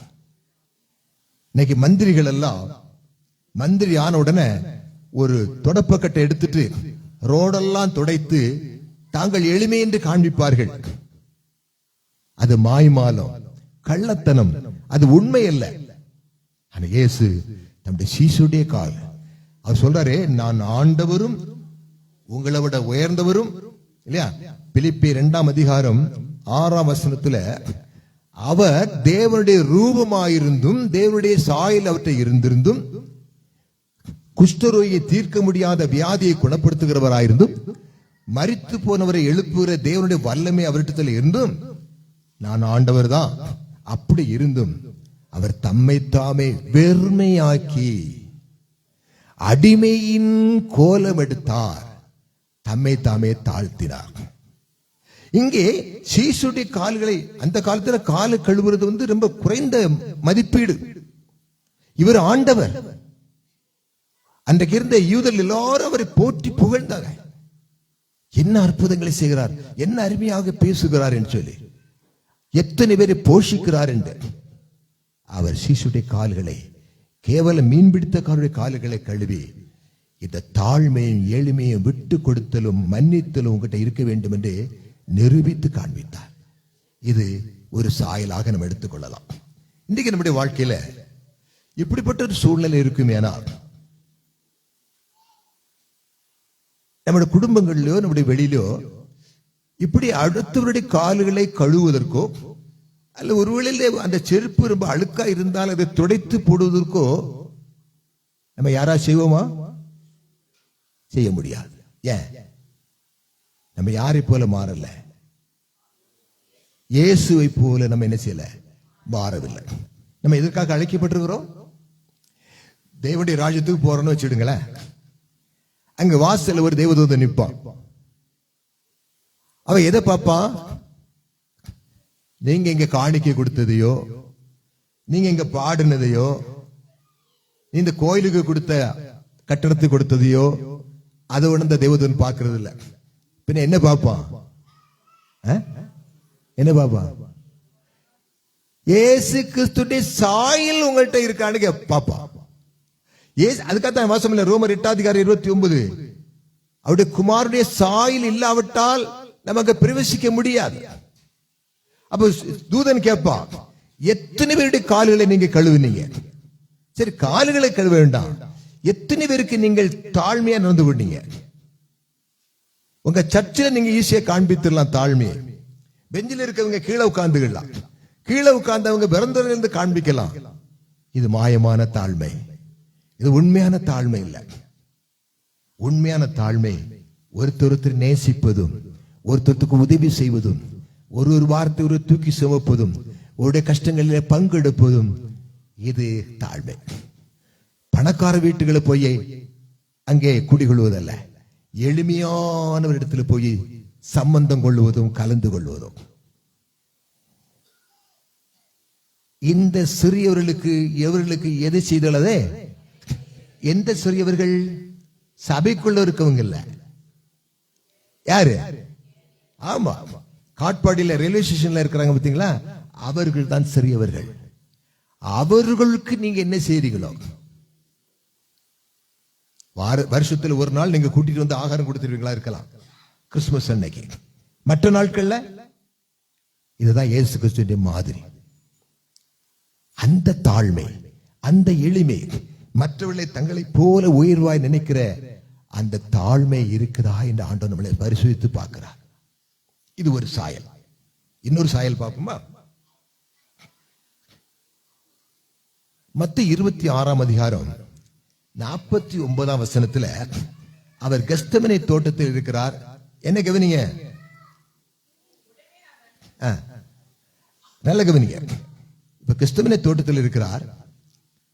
தன்னை பிடித்து கொண்டு போக வர போறாங்க, வாரினால் அடிக்க போறாங்க, துப்ப போறாங்க, கேவல அவமானப்படுத்த போறாங்க. ஆனா அவரோ பெரிய பிரசங்கியார், அநேகருடைய சுகப்படுத்தினவர், பெருமைக்குரியவர், தேவதூதர்கள் மத்தியில் போற்றப்பட்டவர். இப்போ அங்க யூதாஸ் வருகிறான். அவரை முத்தத்தினால் காட்டி கொடுக்க வருகிறான். அவருக்கு தெரியும் யூதாஸ் காட்டி கொடுப்பான் என்று. அவர் அவனை எப்படி கூப்பிட்டார்? அட துரோகி, 3 வருஷம் கூட இருந்து சோறெல்லாம் போட்டனே, பிரெட் எல்லாம் போட்டனே, என்னை முத்தத்தினாலா காட்டி கொடுக்கிறா என்று சொல்லி கடிந்து கொள்ளவில்லை. மாறாக எப்படி கூப்பிட்டார்? சிநேகிதனே, சிநேகிதனே. தன்னை காட்டி கொடுக்க வருகிறவனே, சத்துருக்கு கையிலே பிடிச்சு கொடுக்க வருகிறவனை பார்த்து கேட்டார், என் சிநேகிதனே, முத்தத்தினாலாயா காட்டி கொடுக்கிறான் என்று. இது ஒரு சாயல்ங்க, இயேசு கிறிஸ்து சாயல். நமக்கு துரோகம் பண்றாங்க, நம்மளை அவமானப்படுத்துறாங்க, நம்மளை சிக்கலுக்குள்ள மாட்டி வைக்க வந்திருக்கிறாங்க, நம்மளை மற்றவட்டத்தில் அவதூறா பேச வந்திருக்கிறாங்க, அல்ல பேசி கொண்டிருக்கிறாங்க. அவங்களை பார்த்து நம்ம என்ன சொல்லுவோம்? துரோகி, யூதாசை போல காட்டி கொடுத்துட்டியடா, எம்மா நீ இப்படி என்ன காட்டி கொடுத்துட்டியன்னு பேசுவோம் இல்லையா? அவரோ சிநேகிதனே. சிநேகிதன் என்றால், சிநேகிதன் என்றால் நண்பன் என்றால், உடுக்கை இழந்தவன் கை போல இடுக்கன் களைவதா. அதாவது நண்பன் என்றால் தன்னுடைய உடைமைகள் எல்லாம் கொடுத்து விடுகிற அந்த சிநேகத்தை தான் நண்பன் சொல்லுவாங்க. இயேசு காட்டி கொடுக்கிற பாச சிநேகிதனே. இது ஒரு சாயல், இது இயேசு கிறிஸ்துவின் ஒரு குணாதிசயம். நம்முடைய அன்றாட வாழ்க்கையில நமக்கு எதிராக செயல்படுகிறவள நம்ம இப்படி அழைக்கிறோமா? நம்ம தெருவில் போகும்போது, ரோட்ல போகும்போது என்ன சொல்லி கொடுப்போம்? சண்டாளை, அயோக்கிய, ராஸ்கல், பொல்லாதவன், என்னை இப்படி பேசிட்டான், என்ன அப்படி செய்தான், அப்படித்தானே சொல்லுவோம். என்னங்க அப்படித்தானே சொல்லுவோம். ஆனா இயேசு என்ன சொன்னாரு? சிநேகிதனே. அப்ப இதில் என்ன வருது? நமக்கு எதிராய் நமக்கு வழக்காடுகிற போராடுகளை பார்த்து சிநேகிதனே சொல்லும் பொழுது அது உள்ளம் உடைந்து விடும். நம்ம இவனுக்கு எதிராக போராடுகிறோம், இவன் அநேக குற்றச்சாட்டு பண்ணியிருக்கிறோம். ஆனா அவர் பார்த்தா நண்பனே சகோதரனே என்று அழைக்கிறாரே. நம்ம அப்படி அழைக்க முடியுமா? முடியுமாங்க? முடியா. அப்படி அழைத்தால் தான் தேவ சாயல். கொஞ்சம் முன்னால என்ன சாயல் கேட்ட, நம்ம தேவ சாயல் சொன்னீங்களே, இது தேவ சாயலா இருக்க மாட்டேன் இல்ல, சாத்தானுடைய சாயல். ஒருவன் உன்னை ஒரு கணத்தில் அறிந்தால் மறுகணத்தையும் திருப்பி திருப்பி காட்டு. கொடு இல்ல, காட்டு. நம்ம பழக்கம் எப்படி? நமக்கு ஒரு சின்ன எகென்ஸ்டா ஒரு குற்றஞ்சிட்டு நம்ம என்ன செய்வோம், அதை பத்திரமாக இங்க எழுதி வைத்து விட்டு எப்ப வாய்ப்பு கிடைக்குமோ என்ன செய்வோம், திருப்பி செலுத்தி விடுவோம். துரோக செயல் செய்வோம் நம்ம யூதாசை போல. அவர் கூப்பிடுகிறார், தன்னை காட்டி கொடுத்து அவமானப்படுத்த போறாங்க எல்லாரும், அப்படி இருந்தும் சிநேகிதனே என்று அழைக்கிறார். அந்த அதுக்கு பேர் தான் சாயல். என்ன சாயல் பார்த்தோம்? கால்களை கழுவி, நான் ஒரு அடிமை, நான் கிறிஸ்துவின் அடிமை, ஒரு வேலைக்காரர், அதனால நான் உங்களுக்கு ஊழியம் செய்ய வந்திருக்கிறேன். உங்களுடைய சட்டையை கொடுங்க, உங்களுடைய இதை கொடுங்க, உங்க அழுக்கா இருக்கு, நான் துவைச்சு தர்றேன். கிறிஸ்துவின் சாயல். இரண்டாவது என்ன சாயல்? நமக்கு எதிராக வழக்காடுகிறார், நம்ம கோர்ட்ல கேஸ் கொடுத்திருக்கிறாங்க, அவங்களை பார்த்து நண்பனே என்னுடைய தவறோ உன்னுடைய தவறோ என்று சமாதானம் பண்ணாத ஒரு மனிதன் கிறிஸ்துவின் ஆவியுடையவன் அல்ல, கிறிஸ்துவின் சாயல் உடையவன் அல்ல. மூன்றாவது ஒரு சாயலை பார்ப்போம். மத்த 26ஆம் அதிகாரம் எடுக்க வேண்டாம், இதெல்லாம் தெரிஞ்சா எல்லா துக்க வெள்ளிக்கிழமையிலும் இதெல்லாம் வாசித்திருப்பீங்க. அங்கே இயேசு கிறிஸ்து பிடிச்சிட்டு கொண்டு போறாங்க பிரதான ஆசிரியரிடத்துல விசாரணைக்காக. அப்படி போகும் பொழுது இயேசு கிறிஸ்து தான் சொல்லியிருந்தார், பட்டயம் இல்லாத ஒரு பட்டயத்தை வாங்கி கொள்ளன்னு சொன்னார். அது எதற்காக சொன்னார் என்று ஒரு சீசர் 2 நாள்ல புரிந்து கொள்ள முடியல. அதுல இந்த பிரதான ஆசாரிய ஒரு வேலைக்காரன் ஒரு அடிமை மல்குஸ், அவன் என்ன சொன்ன, இயேசு கிறிஸ்துவ பிரதான ஆசிரியருக்கு இப்படியா பதில் சொல்லுது என்று ஓங்கி ஒரு அறைஞ்சிட்டான், ஒரு அடி அடிச்சிட்டான். இதை பார்த்த பேதுரு கொதிப்படைஞ்சிட்டான். அவன் ஏற்கனவே ஒரு முந்திரி கொட்டை மாதிரி எடுத்தான் கத்திய, போட்டான் ஒரு போடு. ஒரு காது தேவ சாயலில் உண்டாக்கப்பட்ட 2 காது, ஒரு காது என்ன கீழே விழுந்துச்சு. எப்படி ரத்தம் இங்க விட்டுனா, எனக்கெல்லாம் காது ஆபரேஷன் பண்ணி ரொம்ப ரத்தம் வரும், ரத்தம் அப்படியே கொட்டுது. அவன் ஐயோன்னு காதை பொத்திட்டு கதறுகிறான். அந்த பிரதான வேலைக்காரர் இயேசு குனிந்து காதை எடுத்து ஒட்ட வைத்து சுத்தமாவாயாக, சுகப்படுவாயாக சொன்னார். அதை மட்டும் செய்யலன்னு வச்சிடுங்க, பேதுருக்கு 2 காதும் போயிருக்கும். நல்ல வேளை தப்பிச்சான். இயேசு என்ன சொன்னார்? பட்டயத்தை எடுத்தவன் அவன் சொன்னாரு, 3.5 வருஷம் நான் உனக்கு கற்றுக் கொடுத்திருக்கிறேன், இதையா கற்றுக் கொடுத்த? என் சாயலை இழந்து விட்டாயே, நீ என்னை காட்டி கொடுத்து விட்டாயே, நான் ஒரு துன்மார்க்கன், என்ன செய்திருக்கணும் இயேசு கிறிஸ்து? இப்படி நம்முடைய குடும்பத்தில் ஒருவேளை என்ன யாரோ அடிச்சுட்டா, என் பையன் வந்து ஓடி வந்து என்ன செய்வான்? அடிச்சவன் அடிப்பான். அது எனக்கு ஒரு பெருமை. எனக்காக பரிந்து பேசுவதற்காக, எனக்காக என்னை காப்பாற்றுவதற்காக என் பிள்ளை இருக்கான்னு சொல்லுவோம். அவர் என்ன சொல்லுவாங்க? பேதுரு, வெல் டன், நன்றா செய்தாய். என்ன அடிச்சான், நான் 3 வருஷம் உனக்கு சோறு போட்ட பத்தியா, அழகாய் செய்தாய் என்று சொல்லவில்லை. பேதுருவை முட்டாள்தனமாய் செய்து விட்டாயே, நீ என்னுடைய சாயலை இழந்து விட்டாயே என்று ஒட்ட அடித்து நொறுக்கப்பட்ட காதை எடுத்து ஒட்ட வைத்து சொப்படுவாயா என்று சொல்வாரே. ஆனால் அந்த குணாதிசயம் நமக்கு விரோதமாய் செயல்பட்டவில்லை, ஒப்புரவாகிற அந்த குணாதிசயம், இன்னொருத்தருடைய வேதனையை புரிந்து கொள்ளுகிற அந்த சாயல், அந்த கிறிஸ்துவின் சாயல் நம்மகிட்ட இருக்குதா? நம்ம எப்படி செய்வோமா? நம்ம வீட்டு பக்கத்துல யாராவது முத்தத்துல ஒரு கல்லோ ஒரு அசிங்கமோ இருந்தா நீங்க என்ன செய்வீங்க? அத அந்த பக்கம் தட்டி விட்டுருவீங்க. அப்படி செய்ய மாட்டோமா இல்லையா? யாரும் இல்லாத நேரத்தில் இல்லையா, யாரும் பாத்திர கூட என்பதுக்காக. ஆனா இயேசு அவன் தன்னை அடிக்க வந்து உபத்திரப்படுத்த வந்தவனையும் தன்னை அடித்தவனையும் காதை ஒட்ட வைத்தற அந்த அன்பை பார்த்தீங்களா, அந்த சிநேகத்தை பார்த்தீங்களா? நம்மளை யாராவது ஒரு திட்டிட்டா பதிலுக்கு கொடுக்காம இருப்போமா? எப்படி? நம்ம ஒரு திட்டிட்டாங்கன்னு வச்சுக்கணுங்க, நம்ம அப்படி சாந்தமா போயிருவோமா? என்ன செய்வோம்? பதிலுக்கு ஒண்ணு செய்திட மாட்டோம், முழுதும் செய்யலன்னா பாதியா செய்திட மாட்டோம் நம்மளால் ஏன்ற அளவுக்கு. இயேசு கிறிஸ்து சுபாவம் நம்மகிட்ட இருக்குதா? அவர் சொன்னபடியே செய்தார். அவர் கன்னத்தில் அறைந்தான், அவருடைய காதை ஒட்ட வைத்தார். கிறிஸ்துவுக்கு பிரியமானவர்களே, இப்படிப்பட்ட தாழ்வை, இப்படிப்பட்ட ஒரு முன்மாதிரி மற்றவங்களை உபத்திரப்படுத்தும் போதும் அவளுக்கு நன்மை செய்ய. உங்களை நிந்திக்கிறவர்களுக்காக ஜெபம் பண்ணுங்கள், உங்களை உபத்திரப்படுத்துவர்களுக்காக ஜெபம் பண்ணுங்கள், தரித்திரரை தாங்குங்கள். இதெல்லாம் கிறிஸ்துவின் சுபாவத்தை நமக்கு மாதிரியை காண்பித்து விட்டு போயிருக்கிறார். கடைசியாக ஒரு சுபாவத்தை பார்ப்போம், ஒரு சாயலை. யோவான் 4ஆம் அதிகாரத்தில் அங்க விபச்சாரத்தில் கையுமையுமாய் பிடிக்கப்பட்ட ஒரு ஸ்திரியை கொண்டு வந்திருக்கிறாங்க. எல்லாரும் கல்லறைக்கு நிற்கிறாங்க. இயேசு சொன்னார், உங்களில் பாவம் இல்லாதவன் முதலாவது அவளை கல்லறைய கடவன். எல்லாரும் கல்லெல்லாம் கீழே போட்டு போயிட்டாங்க. அங்க ஒரு பெரிய கூட்டம் கற்கள் கிடக்குது. அங்க ஸ்திரீயை நின்று கொண்டிருக்கிறார். உண்மையில விபச்சாரம் செய்தவள் தான். கையுமையுமாய் கண்டுபிடிக்கப்பட்டால் கல்லெறிந்து கொல்லப்பட வேண்டும் என்று நியாயப்பிரமாணம் சொன்னபடி கொண்டு வந்திருக்கிறாங்க. எல்லாரும் போயிட்டாங்க, ஸ்திரீ மட்டும் நின்றுகிட்டு இருக்கிறார்.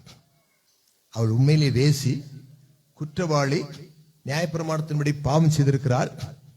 அவரு தலை நிமிர்ந்து அந்த பெண்ணை பார்த்து கேட்கிறார், ஸ்திரீயே, உன்னை குற்றஞ்சாட்டினவர்கள் எங்கே? எல்லாரும் போயிட்டாங்க ஆண்டவரே, நானும் உன்னை குற்றவாளியாய் தீர்க்கிறவில்லை.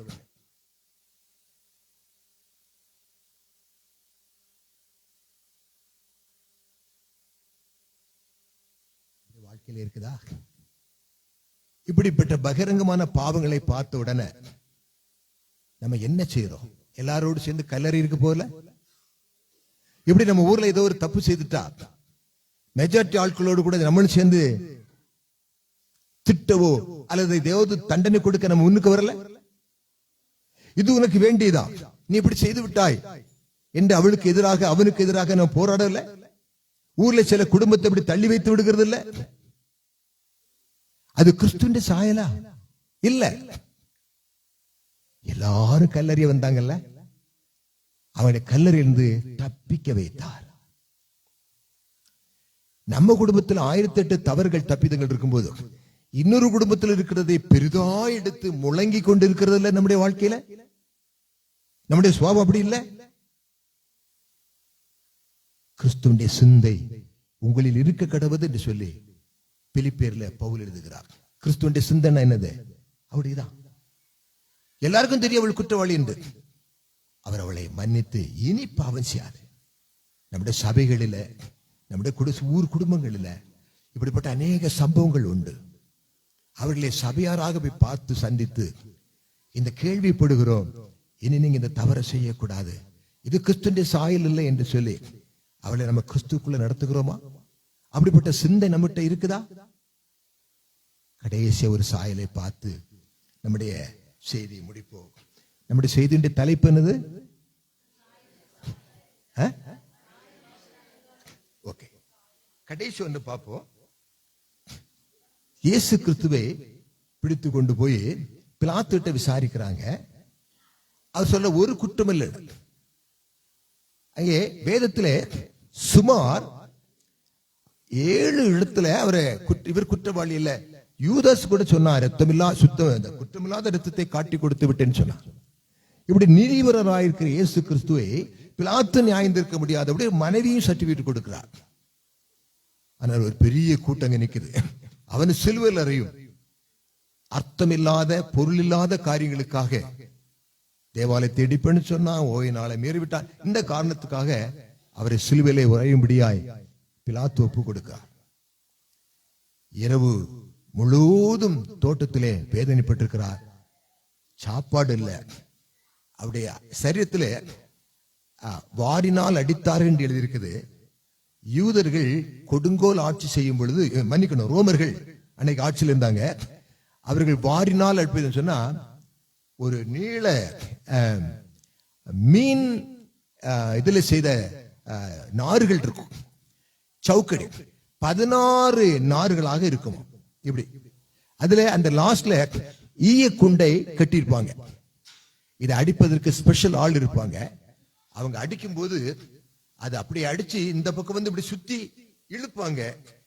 அந்த எலும்பு துண்டுகள் கட்டி இருக்கும், முள்ளுகள் இருக்கும், இரும்பு துண்டுகள் இருக்கும். அது சரீரத்தை பித்து விட்டு வரும். இரத்த கலரில உழுது நிலம் போல இயேசு நின்று கொண்டிருக்கிறார். அவரை சிலுவையில் அறைந்திருக்கிறார்கள். அங்கே இயேசு கிறிஸ்து பாவிகளை ரட்சிக்க வந்தார் என்ற கருத்தல்ல, மனம் திரும்பாத பாவிகளை ரட்சிக்க கிறிஸ்து உலகத்தில் வந்தார். ஒருவரும் ஒரு கள்ளன், இன்னொருவர் ஒரு கள்ளன்.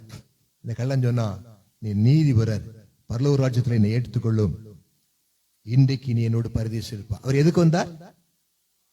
பாவிகளை அங்கே கடைசி அவருடைய ஊழியத்தை பார்த்தீங்களா? தான் வந்த வேலை சிலுவையிலே முற்று பெற்றது.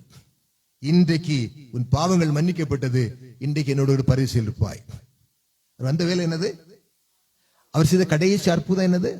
அவர் அற்புதங்களினாலும் அடையாளங்களையும் தன்னுடைய குமாரன், தேவனுடைய குமாரன் நிரூபித்தார். அவர் செய்த கடைசி அற்புதம் என்னது? காதை ஒட்ட வைத்தது. அற்புதமும் செய்தார், மனு குலத்தை ரட்சிக்கும்படியாய் நிரூபித்து காண்பித்தார். இவர் சிலுவையில் தொங்கிக் கொண்டு கிடக்கிறார். பிதாவை நோக்கி அவர் என்ன கேட்டார்? பிதாவே, இவர்கள் செய்வது இன்னதென்று அறியாது இருக்கிறார்கள். என்ன செய்யும்? எத்தனை பாடுகள் படுத்தி தன்னுடைய சரீரத்தை கிழித்து பிஞ்சி விழத்தக்கதாக செய்த அவர்களை பார்த்து சொல்லுகிற, பிதாவே, இவளை குற்றவாளியாய் தீர்க்காதிரும். இவளை என்ன செய்யும்? இந்த உலகத்துல நம்ம எல்லாம் ஆசீர்வாதத்துக்காக ஜெபிக்கிறோம், மன்றாடுகிறோம், காணிக்கைகளை கொடுக்கிறோம், உதவிகளை செய்கிறோம். இருக்கிறது உண்மையான மிக தேவையான ஒரு ஆசீர்வாதம் என்ன தெரியுமா? என்ன ஆசீர்வாதம்? பாவ மன்னிப்பு. தயவுசெய்து எல்லாரும் எழுந்து நிற்போம். இவ்வளவு நேரம் உட்கார்ந்தீங்கல்ல, கொஞ்ச நேரம் எழும்பி நில்லுங்க. இந்த உலகத்துல எல்லா ஆசீர்வாதங்களும் நமக்கு இருந்தாலும் அவைகளை கொண்டு நம்ம பரலோகத்தில் போக முடியாது. ஆனால் பாவ மன்னிப்பு என்கிற ஆசீர்வாதம் இருக்கும். ஏனால் நம்ம எல்லாரும் தேவனுடைய ராஜ்யத்தில் பிரவேசிக்கலாம். பாவ மன்னிப்பு விலை மதிக்க முடியாத ஆசீர்வாதம். நீங்களும் நான் செய்த பாவத்திற்காக நீதி உள்ள தேவன் நியாய தீர்ப்பில் வரும் பொழுது நம்ம யாரும் பிரவேசிக்க முடியாமல் போய்விடும். அதனால நம்முடைய பாவங்களோடு பிரவேசிக்க முடியாது என்பதற்காக நம்முடைய பாவங்கள் மன்னிக்கப்படும்படியாக நாம் செலுத்த வேண்டிய நம்முடைய சரீர பலியை இயேசு கிறிஸ்து நமக்காக பலியானார். கண்களை மூடுவோம். தேவ சாயலை பார்த்தோ தயவு செய்து மனதில் வைத்துக் கொள்ளுங்க. நாம் கிறிஸ்துவை போல மாறாவிட்டார் தேவனுடைய ராஜ்யத்தில் பிரவேசிக்க முடியவே முடியாது. அதுக்காகத்தான் நம்ம இந்த உலகத்தில் வாழ்ந்து கொண்டிருக்கிறோம். ஆலயத்துக்கு வருவதும், காணிக்கைகள் கொடுப்பதும், தேவனுடைய கட்டளைகளை வார்த்தைகளை கேட்பதும் நாம் பாவ மன்னிப்பு பெறும்படியாகத்தான். இயேசு கிறிஸ்து ஒருவர் மட்டுமே நம்முடைய பாவங்களை மன்னிக்க முடியும். இன்றைக்கு தேவன் நம்முடைய பாவங்களை நோக்குவார் ஆனால், நம்முடைய பாவங்களை பார்ப்பார் ஆனால், யாரோட முன்பு தப்பித்துக் கொள்ள முடியும்? நீதிமானை ரட்சிக்கப்படுவது அரிதா இருக்கும். ஏனால் நாம் அவருக்கு முன்பாக எப்படி நிற்க முடியும்? நாம் நம்முடைய பாவங்களை நினைத்து பார்ப்போம். நம்ம எத்தனை பேர்கிட்ட இதுவரைக்கும் சண்டை போட்டிருக்கிறோம்? எத்தனை பேரை பழிக்கு பழி வாங்கியிருக்கிறோம்? எத்தனை பேரை நாம் அற்பமா நினைத்திருக்கிறோம்? எத்தனை பேரை நம்ம குற்றம் சாட்டி இருக்கிறோம்? நம்முடைய வீட்டுல நம்முடைய கணவன்மார, நம்முடைய மனைவிமார, நம்முடைய அடுத்த வீட்டுக்காரங்களை, நம்மோடு இருக்கிறவர்கள் எத்தனை வரை நயவஞ்சனமாக இருந்திருப்போம்? எத்தனை மாயமாலும், எத்தனை சொல்ல முடியாத கள்ளத்தனங்கள். நம்முடைய இதயத்தை ஆராய்ந்து பார்ப்போம். இந்த நிலைமையில இந்த ராத்திரி தேவனுடைய ராஜ்யம் வருமையானால், இயேசு கிறிஸ்து மத்திய ஆகாசத்தில் வருவாரேயானால், நாம் எதிர்கொண்டு போக யோகியதை உள்ளவர்களாக, தகுதியுடையவர்களாக இருக்கிறோமா? அன்பான சபையாரே,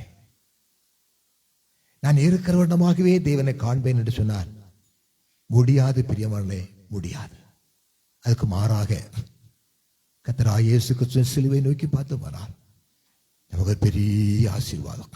மறுபடியும் சொல்றேன், நம்ம ஆசீர்வாதத்துக்காக வாக்கு தத்துவங்களையும் ஆசீர்வாத கூட்டங்களுக்காக நம்ம ஓடுகிறோம். நல்லது, அது தேவை.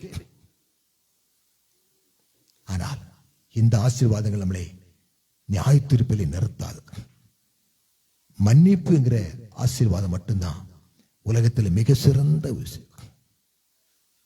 அந்த ஆசீர்வாதத்துக்காக பரலோகத்தின் தேவனை நோக்கி பார்ப்போமா? நம்முடைய இதயத்தில் இருக்கிற பொறாமை, இரக்கமற்ற தன்மை, விட்டு கொடுக்காத தன்மை, மற்றவர்களை பொறாமையோடு கூட பார்ப்பது. நான் உங்களை அன்பு கூர்ந்தது போல நீங்களும் அன்பு கூறுங்கள் என்று சொன்ன கட்டளை நம் மதியாதபடி, எப்பொழுதும் எல்லாம் செய்ய முடியாவிட்டாலும் கூட நம்முடைய இதயத்தில், ஆண்டவரே, அநேக பேரை நேசிக்கவில்லை, என்னிடத்துல பொறாமை உண்டு, எரிச்சல் உண்டு, என்னிடத்தில் எளிமையும் இல்லை, தாழ்மை இல்லை, நான் மற்றவருடைய குறைகளை பெரிதாய் பேசுகிறவன் பேசுகிறவள், என்னை மன்னி ஆண்டவரே, என் இதயத்தை எனக்கு திறந்து காண்பீங்க ஆண்டவரே, என்னால் இது செய்ய முடியாத ஆண்டவரே. மற்றவர்களை குற்றவாளியை தீர்க்கிற நீர். ரோமர் 2 அதிகாரம் 16 சொல்லுது, மற்றவர்களை குற்றவாளியை தீர்க்கிற நீ போக்கு சொல்ல இடமில்லை, உன்னை நீயே குற்றவாளியை தீர்க்கிறாய். எத்தனை பேர் நம்ம குற்றவாளியை தீர்த்திருப்போம் இல்லையா? காட்டி கொடுக்க வந்தவனை சிநேகிதனே என்று கூப்பிட்டாரே, எவ்வளவு அன்பு பார்த்தீங்களா? தன்னை அடித்தவனுடைய காதை வெட்டினதுனால அப்படி செய்யக்கூடாது என்று சொல்லி, பழிக்கு பழி செய்யக்கூடாது என்று சொல்லி காதை ஒட்ட வைத்த அன்பை பார்த்தீங்களா? அவர் செய்த செயலை பார்த்தீங்களா? இப்படிப்பட்ட நல்ல குணம் நம்மகிட்ட இருக்குதா? குற்றவாளியை தீர்க்காது விட, நான் உன்னை குற்றவாளியை தீர்க்கல, நான் உங்களை மன்னித்து விடுகிறேன் என்று நமக்கு எதிராய் குற்றம், நமக்கு நேராக வழக்காடுகளை மன்னித்திருக்கிறோமா? ஓரளவு நாம் மற்றவர்களுடைய ஒப்புரவாயிருக்கிறோமா?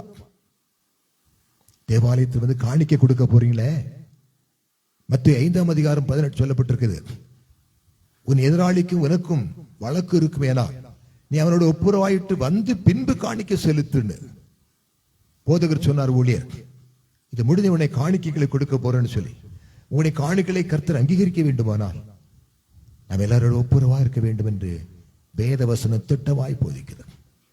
பிரியமானவர்களே, இப்ப நம்ம போய் எங்க ஒப்புரவாக்க முடியாது, நம்ம இப்ப மற்றவர்களை இப்பொழுது மன்னிக்க முடியாது.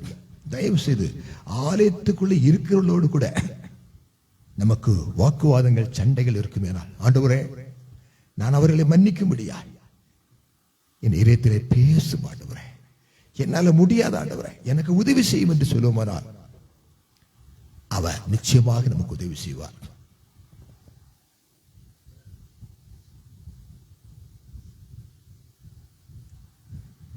ஒரு சின்ன சம்பவத்தை சொல்றேன், கேளுங்க. சைனா தேசத்திலே, கம்யூனிஸ்ட் ராஜ்யத்திலே கிறிஸ்தவத்தை பேசக்கூடாதுன்னு சொன்ன இடத்துல ஒரு போதகரும் மனைவியும் ஊழியம் செய்றாங்க. அவர் 2 பிள்ளைகள். முதலாவது ஊழியக்காரியம் கொலை செய்தார்கள். அவருடைய பிள்ளையும் அவருடைய மகனையும் தேவாலயத்தில் இருக்கும் பொழுது மிலிட்டரிக்காரங்க வந்து அந்த பெண் வாலிய பிள்ளையை எல்லாரும் சொன்னாங்க, இயேசு ஒரு முட்டாள், நான் கிறிஸ்தவன் அல்ல என்று பைபிள் மேல துப்பிக்கிட்டு நீங்க போகலாம் என்று சொன்னான். அநேகர் பைபிள் மேல துப்பி அந்த ஆலயத்தை விட்டு வெளியே போயிட்டாங்க. ஆனா இந்த சின்ன வாலிப சகோதரியோ எல்லாரும் துப்பி போட்ட பைபிளை கையில் எடுத்துக்கொண்டு அதை முத்தமிட்டு இயேசு என் ரட்சகர் என்று சொன்ன மாத்திரத்திலே அந்த பட்டாளக்காரன், அந்த ஆயுதம் தரித்தவன் அவருடைய தலைமுடியை பிடித்து சுவரிலே முட்டி அடித்து அடித்து அடித்து ரத்தம் கொட்ட கொட்ட அங்கே அவள் சுருண்டு விழுந்து மரித்து போனாள். இந்த வாலிபனை பிடித்து தப்பி போனான். அநேக வருடங்கள் பின்பு கனடா தேசத்துக்கு போனான். அங்கே ஊழியம் செய்தான். ஒரு பெரிய கூட்டத்தில் பேசினான். தேவன் நம்முடைய குற்றங்களையும் பாவங்களையும் அக்கிரமங்களையும் மாய்மாலங்களையும் எல்லா குற்றங்களையும் மன்னிப்பதற்காக சிலுவையிலே மரித்திருக்கிறார் என்ற ஒரு பிரசங்கத்தை பண்ணினான். முடிந்தது. ஜெபிக்கிறவர்கள் நிக்கலாம் என்று சொல்லப்பட்டது. அநேக ஒரு வரிசையில் நாங்க இந்த ஊழியார் மிஸ்டர் ஏன் உரத்துக்காக செபித்து வந்தார். ஒரு இடத்துல வரும்போது அவனை காட்டில் உயரத்து நிற்கக்கூடிய ஒரு மனிதனை பார்த்தார். மேலே எட்டி பார்த்தார். தன்னுடைய சகோதரியை செவரிலே மோதி அடித்து அடித்து சொட்ட சொட்டு ரத்தம் சொட்ட மரித்து போன சகோதரியை கொன்ற வாலிபன் தான் அவன். அதை பார்த்த மாத்திர அவன் முதலா சொன்னான், மிஸ்டர் ஆன், ஐ சேவ்டு, நான் ரட்சிக்கப்பட்டிருக்கிறேன். ஆண்டவரின் பாவத்தை மன்னித்திருக்கிறார். உன் சகோதரி செய்த துரோகத்தை மன்னித்திருக்கிறார். என்னை மன்னிக்க முடியுமான்னு கேட்டான். முடியாது, என்னால முடியாது. அவனுடைய ஆவியானவர் சொன்னார், நீ அவனை மன்னிக்காவிட்டால் என்னிடத்தில் உனக்கு பங்கு இல்லை. முழங்கால் போட்டான். ஆண்டவரே ஆண்டவரே, நான் இவனை மன்னிக்கிறேன், மன்னிக்கிற பலத்தை தாரும் என்று கேட்டான். ஆவியானவர் புதிய பலத்தை கொடுத்தார். அந்த கைகளை பிடித்தார். அன்பு சகோதரனே என்று சொல்லி கட்டி பிடித்து மார்பிலே தழுவி மன்னித்து விட்டப்பா என்று சொன்னார். பிரியமானவர்களே, அவன் பரலோகத்தில் ஏற்றுக்கொள்ளப்படுவானா? நாம் மற்றவர்களுக்கு எதிராக செய்த குற்றங்களை நாம் மன்னிக்காவிட்டால் நாம் ஏற்றுக்கொள்ளப்படுவோமா? கொஞ்சம் யோசிங்க, கொஞ்சம் சிந்திங்க, உங்களை அர்ப்பணிங்க. முடியாத அநேக காரியங்கள் உடைய வாழ்க்கையில் இருக்குது. ஆவியான நம்மோடு பேசுவார். உடைய உள்ளத்தை திறந்து கொடுங்க, மன்னியுங்கள். முடிந்த அளவுக்கு மன்னிங்க, ஒப்புரவாங்க. முடிந்த அளவுக்கு ஒப்புரவாங்க, சமாதானமா இருங்க. மற்றவர்கள் கூடுமான மட்டும் சமாதானம் அடைங்க, மற்றவர்கள் ஐக்கியமா இருங்க. அப்பொழுது தேவனுடைய ராஜ்யம் உங்களுக்கு சமயமா இருக்கும். மனம் திரும்புங்கள், பரலோக ராஜ்யம் உங்களுக்கு பக்கத்தில் இருக்குது. மனம் திரும்பாவிட்டால் அந்த பரலோக ராஜ்யம் உங்களை விட்டு எடுத்துக்கொள்ளப்படும். ஒரு சின்ன பல்லவியை பாடி நான் சின்ன கையிலே கொடுக்கிறேன். அவர் தொடர்ந்து உங்களை நடத்துவார். சமயம் தாண்டினாலும் கூட இது நல்ல வாய்ப்பு. சபையாரே, நல்ல வாய்ப்பு. பாரும் தந்தையே, எந்தன் உள்ளத்தை யாரும் காணாவுள் அலங்கோலத்தை பாரும். சேர்ந்து பாடலாம். எந்தன் உள்ளத்தை யாரும் காணாவுள் அலங்கோலத்தை மனம் நொந்து கஞ்சுகிறே. பரிசுத்தம் தர மாட்டீரோ? மனநொந்து உருகி கெஞ்சுங்கள், கேளுங்கள். பரிசுத்தம் தர மாட்டீரோ? கூட்டம் நடுவில் தேடும் சுத்த ஜோதியே, அருபியேயுவேலையில் ஆடியார் நெஞ்சம் வாரீரோ. அருபியேயுவேலையில் ஆடியார் நெஞ்சம் வாரீரோ. ஆமா ஆண்டவரே, ஆண்டவரே, நீர் அருவருக்கிற ஆண்டவரே, நீர் விரும்பாத காரியங்கள் எங்கள் இருதயத்திலே உண்டு. என்னுடைய வாயின் வார்த்தையினாலே அநேகரை காயப்படுத்துறோம் ஆண்டவரே. ஆண்டவரே, இந்த நாளில் அந்த பாவங்களை எல்லாம் விட்டு மனம் திரும்பும்படியாய் ஆண்டவரே, எங்கள் இருதயத்தின் சிந்தனைகளை ஆண்டவரை விட்டு மனம் திரும்பும்படியாய் ஆண்டவரே, மற்றவர்களை குறித்து நான் எரிச்சல் அடைகிற காரியம் புறங்குற காரியத்தை விட்டு மனம் திரும்பும்படியாய் பரிசுத்த ஆவியானவர் எங்கள் வாழ்க்கையில் இருக்கிற ஆண்டவர் அந்த இருள் நீங்கும்படியாய் ஆண்டவரே, இந்த நாளில் சுற்றி காண்பித்ததுக்காய் நன்றி செலுத்துகிறோம் ஆண்டவரே. எல்லாரும் ஒப்பு கொடுத்து ஆண்டவரே, எங்களை கழுவி சுத்திகரிங்க ஆண்டவரே. ஆண்டவரே இந்த பாவத்தை மன்னிக்கும்படியா, ஆண்டவரே எங்களுக்கு விரோதமாய் செய்த பாவத்தை நாங்கள் மன்னிக்கும்படியா எங்களுக்கு இருதயத்தை தாருங்க ஆண்டவரே. நாங்கள் ஆண்டவரே தாழ்மையாய் நடக்க அப்படிப்பட்ட ஒரு இருதயத்தையும் சிந்தனையை எங்களுக்கு கொடுங்க. கிறிஸ்து இயேசுவில் இருந்த சிந்தனை எங்களுக்கு இருக்கும்படியாய் ஆண்டவரே எங்களுக்கு கிருபை செய்யுங்க ஆண்டவரே. ஒரு விசை ஒப்பு கொடுக்கலாம் ஆண்டவரே. ஆண்டவரே எங்களை ஒப்பு கொடுக்கிற எங்கள் ஆவி ஆத்மா சரீரத்தை நீங்க ஆண்டவரே ஆளுகை செய்யும்படியாய், ஆண்டவரே சுத்திகரிக்கும்படியாய், நீர் வந்து தங்கி வாசம் செய்கிற ஆலயமாக எங்கள் சரீரம் மாற்றபடியா நாங்கள் ஒப்பு கொடுக்கிறோம் ஆண்டவரே. யாரெல்லாம் ஒப்பு கொடுத்தார்களோ ஆண்டவரே, இந்த நாள் முழுது கிறிஸ்து இயேசுவின் சிந்தை அவர்களிலே வெளிப்படும்படியா, கிறிஸ்து இயேசுவின் சாயல் வெளிப்படும்படியா, 3.5 வருடம் வாழ்ந்த பேதுருவை பார்த்த பொழுது இவன் கிறிஸ்துவோடு கூட இருந்தவன் என்று சொல்லி அந்த வேலைக்காரை கண்டு கொள்ள முடியுமானால், நாங்கள் கிறிஸ்துவை ஏற்றுக்கொண்டு எத்தனை ஆண்டுகள் ஆகிவிட்டது ஆண்டவரே, இன்னும் எங்களால் வெளிப்படுத்த முடியவில்லை ஆண்டவரே. இந்த நாள் முதற் கொண்டு கிறிஸ்து இயேசுவை வெளிப்படுத்துகிற ஒரு வாழ்க்கை வாழும்படியாய், கிறிஸ்துவின் வாசனை எங்கள் மீது வீசும்படியாய் ஆண்டவரே எங்களை ஒப்புக் கொடுக்கிறோம். நீங்க ஆளுகை செய்யுங்க ஆண்டவரே. இயேசு கிறிஸ்துவின் நாமத்தில் ஜெபிக்கிறோம் நல்ல பிதாவே, ஆமென். நாம் நின்ற வண்ணமாக வேத வசனத்தை கேட்டு நாம் அப்போஸ்தல விசுவாச பிரமாணத்தை நாம் சேர்ந்து சொல்லலாம். அப்போஸ்தல விசுவாச பிரமாணத்தை நாம் யாவரும் சேர்ந்து சொல்லலாம். வானத்தையும் பூமியையும் படைத்த சர்வ வல்லமையுள்ள பிதாவாகிய தேவனை விசுவாசிக்கிறேன். அவருடைய ஒரே குமாரன் ஆகிய நம்முடைய நாதர் இயேசு கிறிஸ்துவை விசுவாசிக்கிறேன். அவர் பரிசுத்த ஆவியினாலே கன்னிமரியிடத்தில் உட்பழுத்து பிறந்தார். பொந்தி பிலாத்துவின் காலத்தில் பாடுபட்டு சிலுவையில் அறையுண்டு மரித்து அடக்கம் பண்ணப்பட்டு பாதாளத்தில் இறங்கினார். 3ஆம் நாள் மரித்தோரிலிருந்து எழுந்தெழுந்தார். படவனத்துக்கு ஏறி சர்வ வல்லமையுள்ள பிதாவாகிய தேவனுடைய வலபஸ்தில் விற்றிருக்கிறார். அவ்விடத்திலிருந்து உயிர் உள்ளோரையும் மரித்தோரும் நியாயம் தீர்க்க வருவார். பரிசுத்த ஆவியை விசுவாசிக்கிறேன். பொதுவாய் இருக்கிற பரிசுத்த சபையும் பரிசுத்தவான்களின் ஐக்கியமும் பாவ மன்னிப்பும் சரீர உயிர்த்தெழுதலும் நித்திய ஜீவனும் உண்டு என்று விசுவாசிக்கிறேன். ஆமேன். அதனாலே கூட நம்ம மத்தியிலே வந்து செய்தியை பகிர்ந்து கொண்ட திரு ஞானதாஸ் ஐயா அவர்களை கூட திருச்சபையின் சார்பிலே என்னுடைய சார்பிலே நன்றி வாழ்த்துகளையும் தெரிவித்துக் கொள்கிறேன். நாம் நின்ற வண்ணமாக கீர்த்தனையிலே 8வது பாடல் தெய்வத்தின் வெள்ளமே என்ற பாடலை பாடுவோம். அப்பொழுது கர்த்தருடைய ஊழியத்துக்கு என்று காணிக்கை எடுப்பாங்க. கீர்த்தனையிலே 8வது பாடல். தெய்வன் பின் வெள்ளமே திருவருள் தோற்றமே, தெய்வன் பின் வெள்ளமே திருவருள் தோற்றமே, மெய் மனதானந்தமே,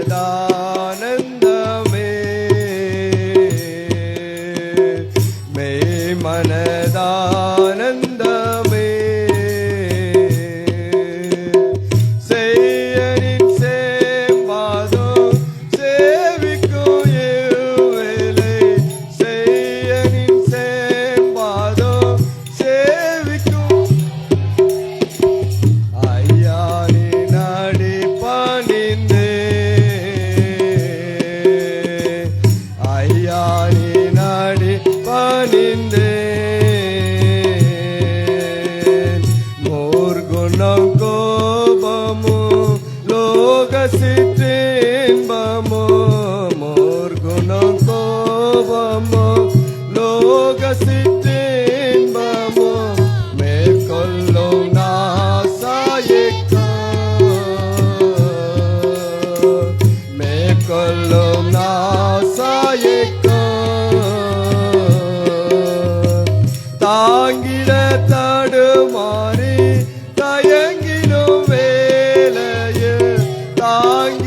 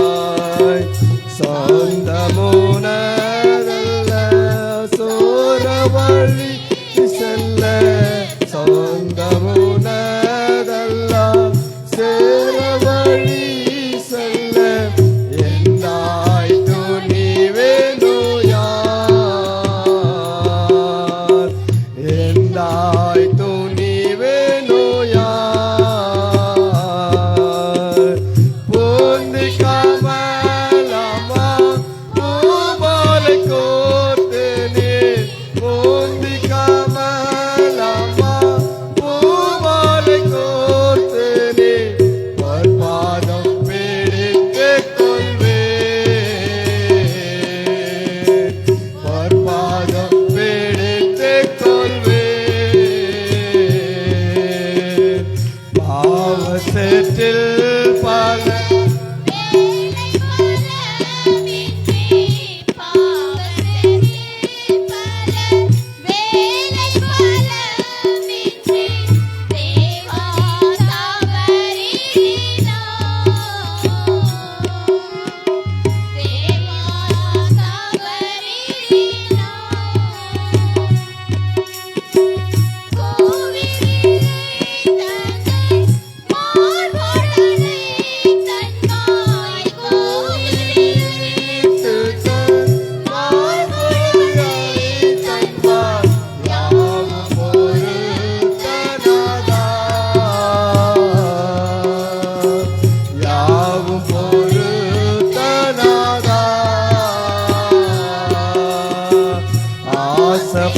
பாசப்பட்டு ஆவலாய் நின்றிரு. ஆசபாசப்பட்டு ஆவலாய் நின்றிரு. ஓசையிடம் படைப்பேன். ஓசையிடம்